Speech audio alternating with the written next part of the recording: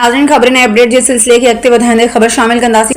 सिठारजा थाणे जे वेझो ॻोठ फज़ल घांगरो जो रहवासी क़रीब पोरियत अल्लाह ॾिठो घांगरो नेशनल प्रेस क्लब सिठारजा ते अची दाइंदे जो त बासर मंसूर अहमद घांगरो इरशाद अहमद सचल अली ज़ुल्फ़कार घांगरो ऐं ॿिया मूंसां ऐं मुंहिंजे पुट सां विढ़िया आहिनि, जंहिंजे नतीजे में चाकूअ जे वार सां मुंहिंजे पुट जी नंढी आङुर पिणु कटिजी वई आहे, जंहिंजी असां NC सिठारजा थाणे ते मंसूर अहमद इरशाद अहमद सचल अली ऐं ज़ुल्फ़कार घांगरो ते दाख़िल कराई आहे, पर पुलिस हिन महल ताईं कार्रवाई नाहे कई।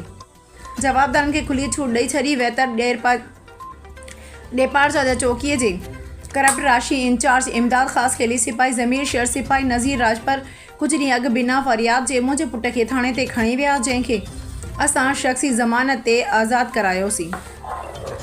हिन SSP Khairpur doctor Samiullah Soomro DIG Sukkur Syed Pir Mohammad Shah खे अपील कई, नोटिस वठी मूंसां इंसाफ़ कयो वञे। मां ग़रीब पोरियत फुट रक्शो हलाए घर जो ख़र्चो हलाईंदो आहियां। हू वेतर जान खां माण जूं धमकियूं ॾेई रहिया आहिनि। अगरि मूंखे या मुंहिंजे ख़ानदान में कंहिं बि फ़र्द खे कुझु बि थियो त उन जा ज़िम्मेवार मंसूर घांगरो इरशाद अहमद घांगरो सचल घांगरो ऐं ज़ुल्फ़कार घांगरो हूंदा। जी चलो तव्हांजो नालो छा आहे? मुझे नालो बाबा अल्लाह ॾिठो आहे। तव्हां नेशनल प्रेस क्लब सेठारजा ते कीअं अचणु थियो आहे? मुझे नेशनल प्रेस क्लब ते इन करे अचणु थियो आहे। मूंसां मुंहिंजा पाड़ेसरी सोट आहिनि, तमामु घणो मूंखे तंग करे रहिया आहिनि ऐं मूंखे मौत मां धमकियूं ॾेई रहिया आहिनि।